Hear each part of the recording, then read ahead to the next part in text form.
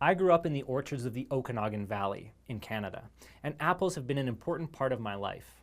Apples also played an important role in the work of Newton, as he reputedly described the moment he began to wonder about gravity as being the result of seeing an apple fall out of a tree. Often, an apple is used as an analogy to describe another important concept in gravitational physics. I'm talking about a specific solution to Einstein's field equations, the Schwarzschild wormhole. Of course, the name wormhole comes from the idea that worms or caterpillars who feast on the flesh of an apple can tunnel through the interior in order to create a shorter path between 2 points on the surface.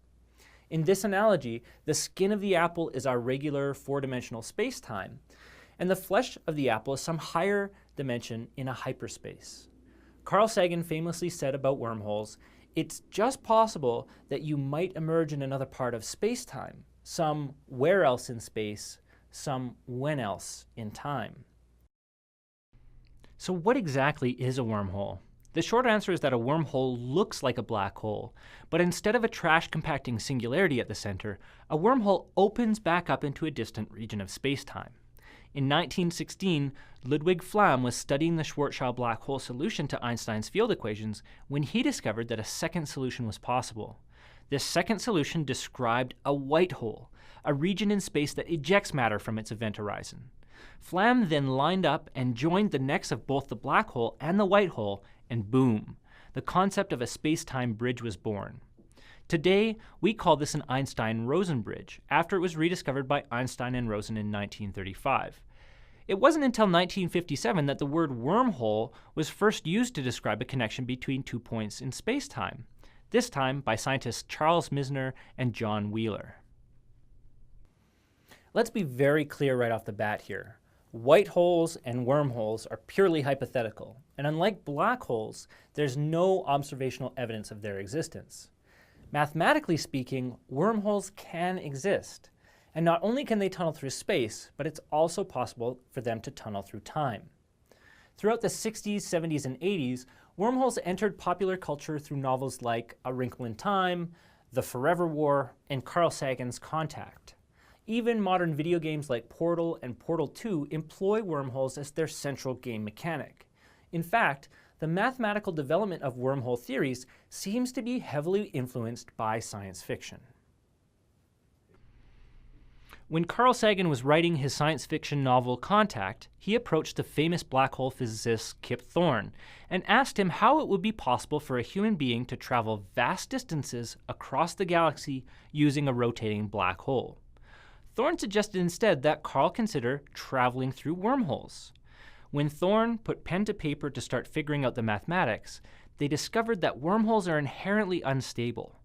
Not only would the neck of a Schwarzschild wormhole be too narrow to permit the passage of a human being, but the wormhole itself would close up extremely quickly, making it possible to only squeeze through a bit of information before the wormhole is destroyed. However, Thorne realized that the neck of the wormhole could be held open with some kind of material that would repel the wormhole's walls gravitationally. In reality, we have no idea what kind of material this would be.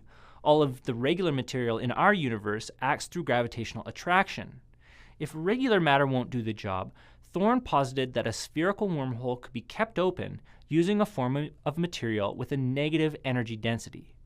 In fact, when the University of Alberta's physicist Don Page was approached by Thorne, Page demonstrated that any shape of wormhole requires a negative energy density to be held open, in much more elegant mathematics.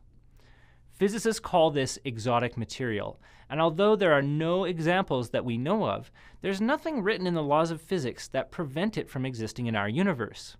The distinguishing feature between an unstable and a traversable wormhole is therefore the presence of this exotic material.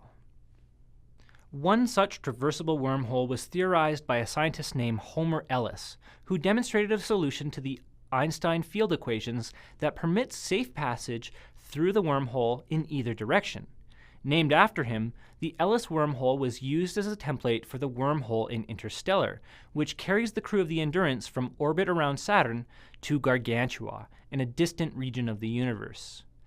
We don't touch much on the science of time travel, but one of my favorite movies on the subject has to be Back to the Future.